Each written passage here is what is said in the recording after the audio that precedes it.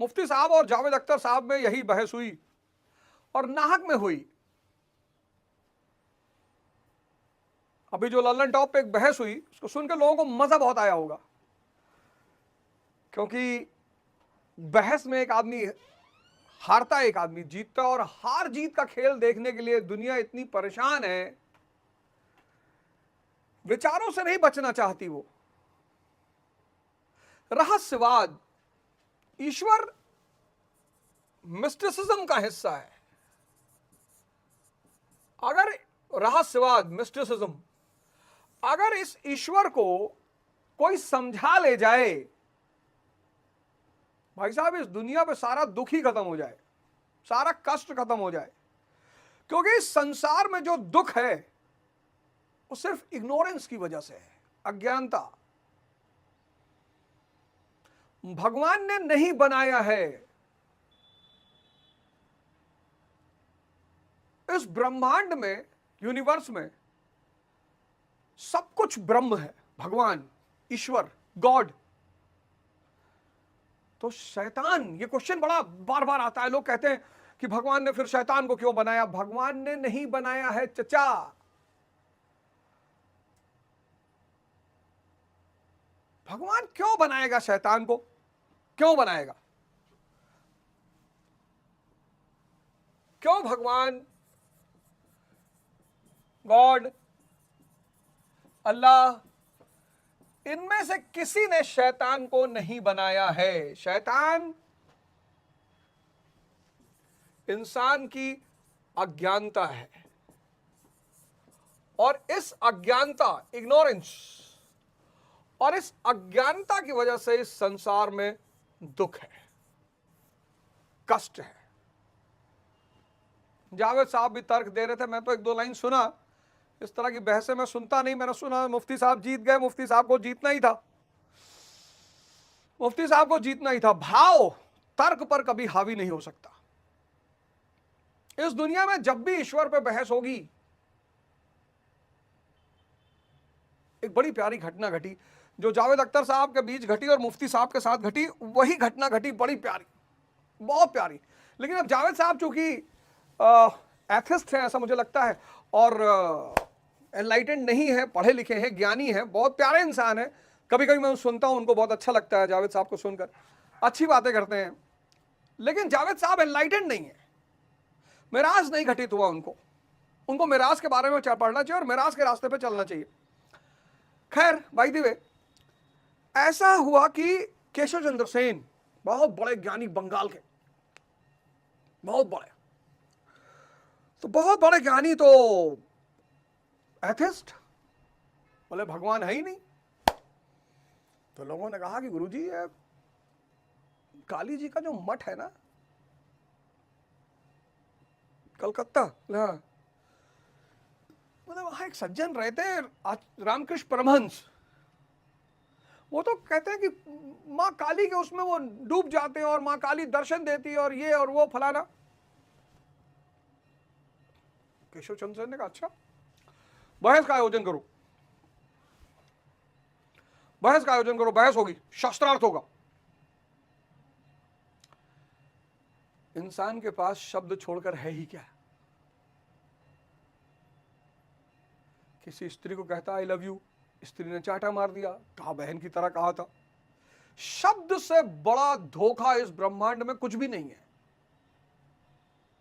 कनक कनक तय 100 गुनी मादकता अधिकाय, इन्हें खाए बौराए जग, इन्हें पाए बौराए। कनक शब्द है, एक कनक मतलब सोना, एक कनक मतलब धतूरा, एक ही शब्द है।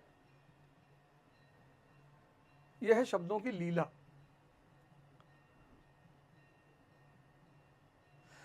तो केशव चंद्र सेन जी और आज रामकृष्ण परमहंस जी का शास्त्रार्थ का दिन तय हुआ कि भाई शास्त्रार्थ होगा, दोनों लोगों में बहस होगी, चर्चा होगी। बोले ठीक है भाई। गए, केशव चंद्र सेन ने तर्क रखना शुरू किया, ईश्वर नहीं है, ईश्वर नहीं है। तो सबसे ताकतवर तर्क जो है वो नास्तिक लोग यही रखते हैं कि अगर ईश्वर है तो उसने शैतान को क्यों बनाया? मजा लेने के लिए बनाया, आदमी से मजा लेना चाहता था वो, इसलिए उसने शैतान बनाया। ये उनका सबसे ताकतवर तर्क है। और यहां पर अच्छे अच्छे आस्तिक मार खा जाते हैं। जैसे नास्तिकों का एक बड़ा प्यारा वो है कि भाई अगर भगवान न्याय करता है तो अच्छे कर्मों वालों को धन क्यों नहीं देता। यह भी उनका एक बड़ा ताकतवर तर्क है। मतलब नास्तिकों के बड़े प्यारे प्यारे तर्क है, बड़े प्यारे प्यारे। एक उनका तर्क है कि शैतान क्यों बनाया भगवान ने, बड़ा प्यारा तर्क है। एक उनका तर्क है कि बहुत अच्छे लोग इस संसार में कष्ट भोगते हैं, धन नहीं होता उनके पास, अच्छे पदों पे नहीं पहुंच पाते, उनका शोषण होता है। तो भगवान न्यायकर्ता कहां हुआ, फिर सर्वशक्तिमान कहां हुआ, फिर तो शैतान सर्वशक्तिमान हो गया। लेकिन आज मैं आपको इस रहस्य पर से पर्दा उठाता हूं। पर्दा यह है कि दुनिया में भगवान, इस पूरे ब्रह्मांड में भगवान को छोड़कर कुछ भी नहीं, ब्रह्म को छोड़कर कुछ भी नहीं, ईश्वर को छोड़कर कुछ भी नहीं, कुछ भी है ही नहीं। तो शैतान यानी इग्नोरेंस, अज्ञानता।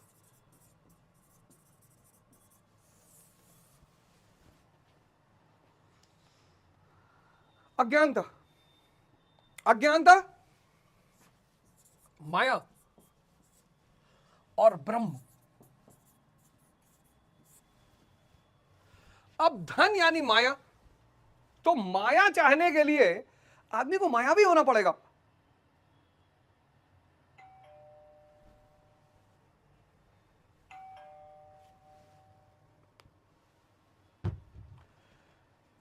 पद पाने के लिए आदमी को मायावी होना पड़ेगा। उसमें ईश्वर क्या करे, ये धन, ये पद, ये सब माया के हिस्से हैं, मन से जुड़े हैं। ये धन, ये पद, ये सत्ता, ये सब माया का हिस्सा है, मन से संचालित होते हैं। मायावी होना पड़ेगा। रावण मायावी है, तो सोने की लंका है उसके पास। अगर आप ब्रह्म के साथ हैं और धन मांग रहे हैं तो आप गलत आदमी से गलत चीज मांग रहे हैं। आप ब्रह्म के साथ क्या मांगेंगे, ज्ञान मांगेंगे, समझ मांगेंगे, साहस मांगेंगे,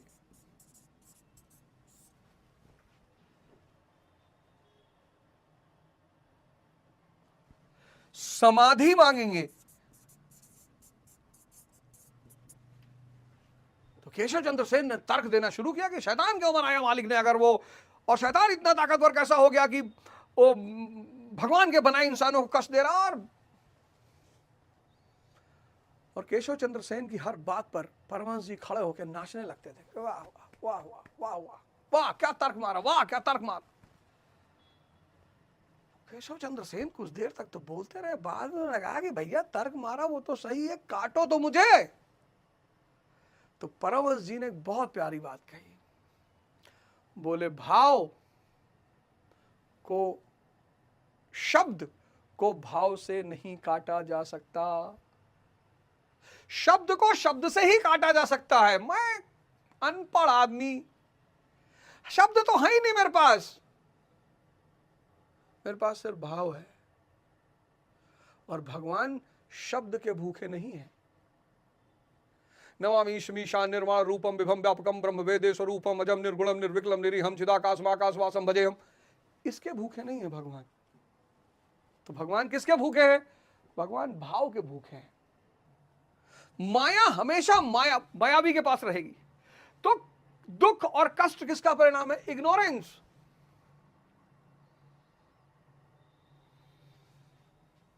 इग्नोरेंस। इसीलिए पिछला श्लोक जो हमने पढ़ा, यदा यदा ही धर्मस्य ग्लानिर्भवति भारत अभ्युत्थानम धर्मस्तदात्मानं सृजाम्यहम्, और इस श्लोक में मैंने आपसे कहा कि भजन की शुरुआत, ध्यान की शुरुआत, साधना की शुरुआत, प्रभु पद की शुरुआत कब, जब माया दिखाई पड़ने लगे। अव्वल तो ये किसी को दिखाई ही नहीं पड़ती, दिखती ही नहीं, बुजुर्गों को नहीं दिखती। 80 साल के बुजुर्ग माया समझ में अगर आने लगे, मतलब समझ में आने लगे, यही प्रभु कृपा है, और दिखाई पड़ने लगे। ये भगवान का पहला आशीर्वाद है कि माया समझ में आने लगे। ईश्वर की सबसे बड़ी कृपा यही है, ईश्वर की सबसे बड़ी कृपा यही है कि वो माया को देख ले, और दिखाई के साथ साथ माया समझ में आने लगे। और जब समझ में आती है और दिखाई पड़ने लगती है तो ग्लानि पैदा होती है। ग्लानिर्भवति भारता, कि यार कहां वेस्ट कर रहे हैं अपने टाइम को, कहां कर रहे हैं, कहां भाग रहे हैं। हृदय बहुत दुख लाग, जन्म गयो हरि भगत बिन। रामचरितमानस में तुलसीदास जी लगते हैं, हृदय बहुत दुख लाग, जन्म गयो हर भगत बिन। आपको पता है, आप हर काम यंत्रवत कर रहे हैं, यंत्रवत। आप कहीं होश में नहीं है, इसीलिए आपके किसी भी काम में परफेक्शन नहीं आ रहा है। और ये जो कर्ता बना बैठा है, यानी मन, मैं यानी मन कर्ता बना बैठा है। कर्ता, यही अहंकार है। समझिए अहंकार क्या है। बहुत सारे लोग अहंकार का मतलब ही नहीं समझ पाते। मैं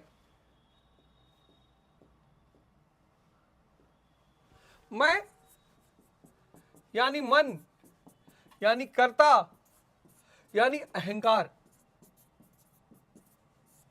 इसी अहंकार को खत्म करना है।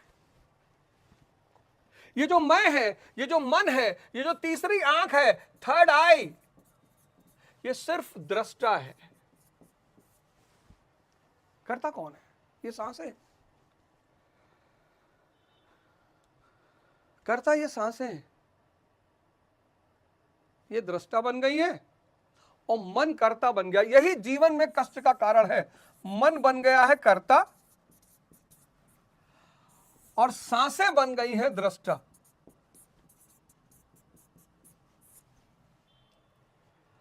आप सिगरेट पी रहे हो, ये देख रही हैं। आप शराब पी रहे हो, ये देख रही हैं। आप नशा कर रहे हो, ये देख रही हैं। ये करवा रहा है। ध्यान एक क्रांति है। ध्यान जो है वो क्रांति है। कैसे क्रांति है? मन को दृष्टा बना लेना है और सांसों को कर्ता बना लेना है। बस यही 1,00,000 करोड़ रुपए का सिद्धांत है। ये कभी होगा तो दे देना, कोई बात नहीं। कभी होगा तो दे देना। इसी साधना का नाम है ध्यान। और शुरुआत कैसे होती है? ग्लानि से, यानी समझ पैदा हो जाए और दिखाई पड़ने लगे। भगवान का आविर्भाव केवल अनुरागी के लिए है, जिसके हृदय में अनुराग है, प्रेम। सो केवल भक्तन हित लागी। रामचरितमानस। यह अवतार किसी भाग्यवान साधक के अंतराल में होता है। आप प्रकट होकर करते क्या है? भगवान लिख रहे हैं, अभ्युत्थानम अधर्मस् तदात्मानं सृजाम्यहम्। जब उसको ग्लानि पैदा होती है, मैं उसके हृदय में सक्रिय हो जाता हूं। तो सक्रिय होकर करते क्या है? आखिर भगवान सक्रिय होकर करता क्या है? 8वां श्लोक। परित्राणाय साधूनां विनाशाय च दुष्कृतां धर्म संस्थापनार्थाय संभवामि युगे युगे। अब इसका एक डेफिनेशन तो यह है कि भाई हर युग में भगवान जन्म लिए धर्म की स्थापना के लिए। भगवान राम, भगवान कृष्ण, भगवान परशुराम, हर युग में परमात्मा का जन्म हुआ। अरावली पर चर्चा यहां नहीं करूंगा, यह अरावली का समय नहीं है, लेकिन करूंगा जरूर, चिंता मत करिए। अब यहां पर इसका मतलब है कि जब आपको ग्लानि हुई, माया दिखाई पड़ने लगी, माया समझ में आने लगी, आप भजन के रास्ते पे शुरू हुए चलना। तो जब आप भजन के रास्ते पे शुरू हुए चलना, अर्जुन साधु नाम परित्राणाय, परम साध एकमात्र परमात्मा है, जिसे साध लेने पर कुछ भी साधना शेष नहीं रह जाता। इसलिए जीवन का उद्देश्य क्या है? द्विज। आईएएस बनना उद्देश्य नहीं है। उस रास्ते में आप आईएएस बन गए, बहुत अच्छी बात है। डॉक्टर बन गए, बहुत अच्छी बात है। इंजीनियर बन गए, बहुत अच्छी बात है। मंत्री बन गए, बहुत अच्छी बात है। कोई बुराई नहीं। श्री कृष्ण से बड़ा कोई योगी नहीं हुआ।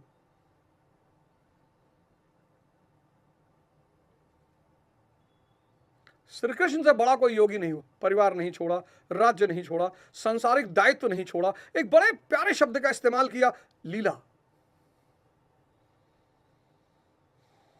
भगवान लीला करते हैं। उस साध में प्रवेश दिलाने वाले, अब जब आप भजन के रास्ते पे चले तो उसमें प्रवेश कौन दिलाएगा? विवेक। बड़ा प्यारा शब्द है विवेक। उस परम साध में प्रवेश कौन दिलाएगा? विवेक।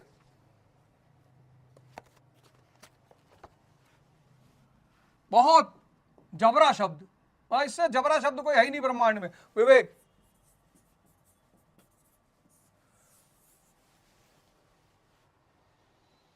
भगवान जिससे खुश होता है ना, उसको गिफ्ट के रूप में विवेक देता है। और जिसको विवेक दे दिया, इंद्रियों का स्वामी बना दिया, मन और इंद्रियों का, और विवेक दे दिया, तो हो गया स्वामी विवेक। और जो भी स्वामी विवेक हो गया, उसके जीवन में आनंद छोड़कर कुछ बचेगा ही नहीं। तो स्वामी विवेक आनंद, इससे छोटा सूत्र पूरे ब्रह्मांड में कहीं नहीं मिलेगा। जीवन को निर्मित करने का इससे छोटा सूत्र पूरे ब्रह्मांड में कहीं नहीं मिलेगा। सबसे छोटा सूत्र है मन और इंद्रियों का स्वामी बन जाना है। मन कह रहा है नशा करना है। क्यों क्यों करना है नशा? मेरी गर्लफ्रेंड छोड़ के चली गई। गर्लफ्रेंड छोड़ के चली गई तो एक एयरलाइन स्थापित कर दो, विजय माल्या की तरह इतनी गर्लफ्रेंड हो जाए कि पूरी दुनिया तुमसे दोस्ती बनाने के लिए परेशान रहे। तुम नशा करोगे, मतलब नशा करोगे तो गर्लफ्रेंड आ जाएगी।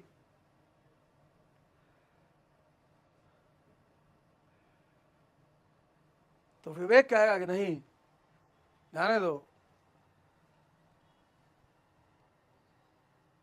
जाते हो तो जाओ, छोड़ दें सारी दुनिया किसी के लिए, यह मुनासिब नहीं आदमी के लिए।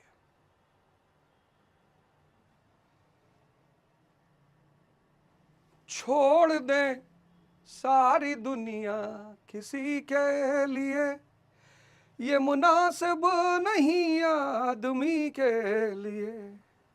प्यार से भी जरूरी कई काम है,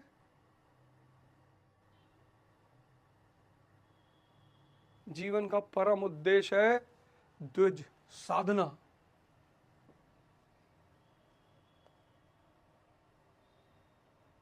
मन कह रहा है मूवी देख लो। क्यों? देख लो, कभी कदार मन करे तो देख लो। ट्रैवल कर रहे हो देख लो, कोई चीज पे मध्यम मार्ग। कुछ लोग एक दिन में 400 डेली मूवी देख रहे हैं। क्यों मूवी देख लो? बेचैनी हो रही है, मन नहीं लग रहा है। मन नहीं लग रहा, 20 किलोमीटर दौड़ लो, 50 किलोमीटर की वॉक कर लो। पूरी जिंदगी मन कभी ऐसा करेगा, बदतमीजी करेगा ही नहीं तुम्हारे साथ। तुम्हारे मन को इस बात का भरोसा है कि तुम अपने मन को कभी दंडित नहीं करोगे। करो, नहीं तो जिंदगी तुमको दंडित करेगी। विवेक। उस साध में प्रवेश दिलाने वाले, जब आप ध्यान शुरू करते हो, परित्रणाय साधुनाम विनाशाय च दुष्कृताम धर्म संस्थापनार्थाय संभवामि युगे युगे।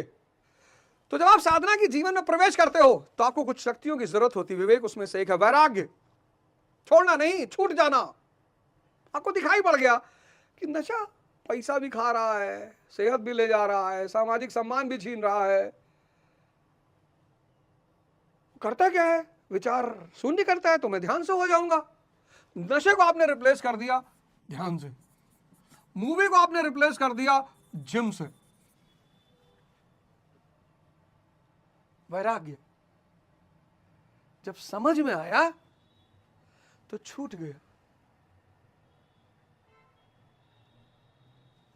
शम, दम इत्यादि दैवी संपदा को निर्विघ्न प्रवाहित करने के लिए, इन दैवीय संपदा को निर्विघ्न प्रवाहित करने के लिए, तथा दुष्कृताम जिनसे दूषित कार्य रूप जन्म लेते हैं, काम, क्रोध, राग, द्वेषादि विजातीय प्रवृत्तियों को समूल नष्ट करने के लिए तथा धर्म को भली प्रकार स्थिर करने के लिए मैं युग युग में प्रकट होता हूं। बड़ी प्यारी लाइन है ये। 90% ध्यानी इस लाइन पर परेशान है। परित्राणाय साधुनाम विनाशाय च दुष्कृताम। जब व्यक्ति भजन के रास्ते पे चलता है, ध्यान के रास्ते पे चलता है, तो जो शक्तियां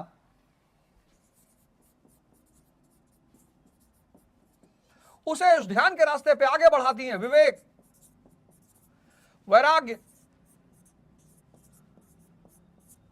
शम, दम इत्यादि, इनको बढ़ाना होता है। और जो शक्तियां इसमें बाधा बनती हैं, काम, क्रोध,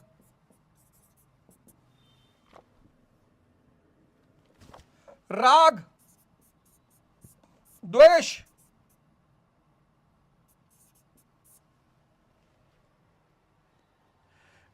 इनका विनाश करना होता है।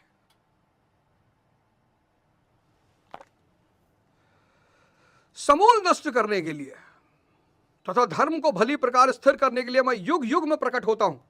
युग का तात्पर्य सतयुग, त्रेता या द्वापर नहीं। युग धर्मों का उतार चढ़ाव मनुष्यों के स्वभाव पर है। ये लाइन है कम से कम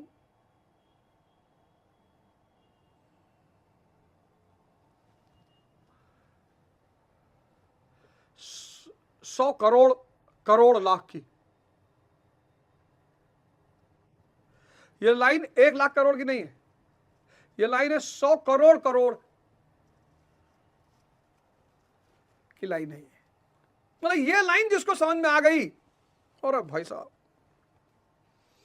युग का तात्पर्य सतयुग, त्रेता या द्वापर नहीं। युग धर्मों का उतार चढ़ाव मनुष्य के स्वभाव पर है।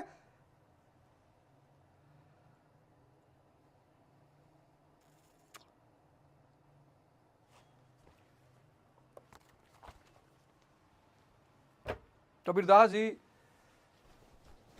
भगवान कबीरदास जी, माया मुई न मन मुआ, मर मर गया शरीर, आशा तृष्णा ना मरी, कह गए दास कबीर। भगवान ने शैतान को नहीं बनाया, इंसान की अज्ञानता ने शैतान को बनाया।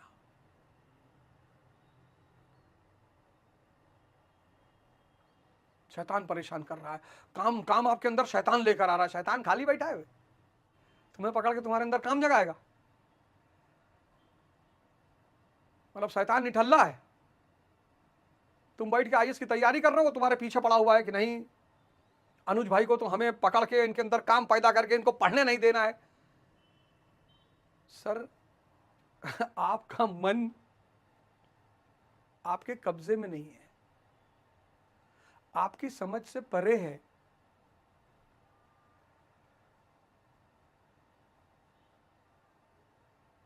बड़ी अच्छी बात है, सब कुछ शैतान पे ठोक दो। जब सब कुछ शैतान कर रहा है तो हमें फिर साधना करने की जरूरत ही क्या है?